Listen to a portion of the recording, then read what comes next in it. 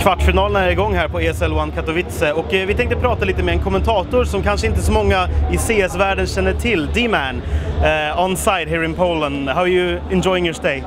It is fantastic. It's great to see actually a big crowd here. Honestly, could do with a bit more space, I think, because we're already starting to get people pushing against the railings in the background. We need more space for these people. Yeah, and you come from a game previously that it's, yeah, I'd say it's bigger than CSGO. Can you compare this to League of Legends, your experiences in League of Legends? It's certainly getting there. I would say in terms of crowd-wise, you're looking at the same volume, I think. Especially now, you look at the viewing figures, they are very much on par. And arguably, CSGO may even surpass League of Legends for this event. Cool. And there is League of Legends at this event. Yes. Do your fingers itch when it comes to casting League of Legends again? I gotta be honest, you know, I obviously seen the opening shots because they've just started broadcasting today. Yeah, of course it is. I mean, you're seeing these massive crowds, new fantastic stage. Obviously, we were in there last year as well. You know, it was a shared stage last year, but this year it's all League of Legends, and we're in this expo hall. Of course it does. But for me personally, I look towards it, and you see career-wise, it's like I've left Riot Games. Like that is behind me now. Moving on back to FPS. I was a Call of Duty 4 guy. Before that was where I originally started. I would say originally started. That's where I was casting with Tosspot, who you guys know, obviously covering a lot of CSGO. So it was very good for me. A very easy decision to say, you know what, let's get into casting CSGO because it's a game I love playing. So, but you haven't been casting it for too long, no. And you're already at a major casting it. Do you feel warm?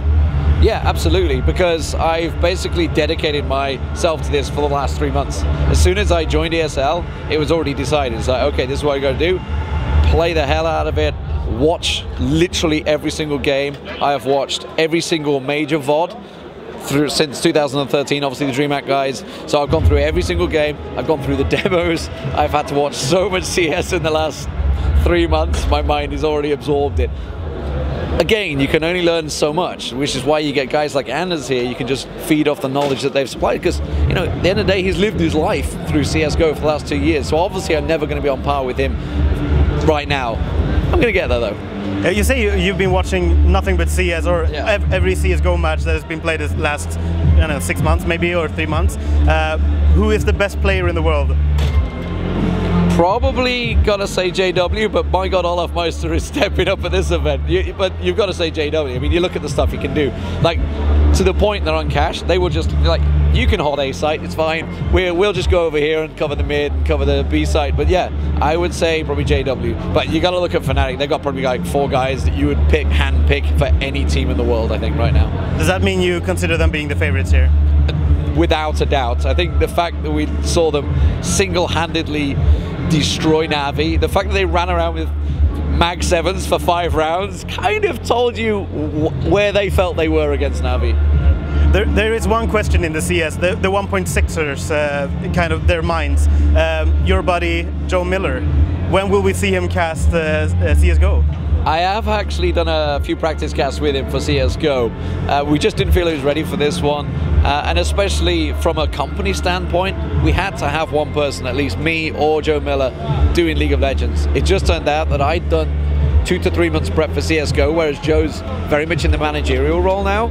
He will eventually come up to CSGO, but obviously he needs a lot of time to get back ready to it. So he had to be doing League of Legends. That's the game he's just come away from. And it's the same for me. I mean, we've just devoted 4 years of our life to League of Legends, so it's obviously there's still feelings there for casting the game. All right, and looking at these quarterfinals, is there any particular match you're looking forward to the most? For me, actually, the NIP TSM game is... This is... Obviously, you've got the questions with Alu there. NIP, are they going to be this amazing team? Are they going to reach the final of the major like they have every major so far? Or are TSM finally going to get over their choke? So that's, for me, which is obviously happening tomorrow, is the big one. This one as well, the NV Navi game, as we just saw, was pretty close. So I think this is probably this one in the NIP Navi game. I can't see Keed stopping Virtus.pro at home. I watched Virtus.pro here yesterday, and they've got this crazy crowd behind them. And as much as you'd love the Brazilians to do something, especially for the game itself, to get the Brazilian region back in it, you know, that 1.6, the Brazilians were big in 1.6. Love to see them getting back in go. All right. So have you decided who's going to cast the final yet? No.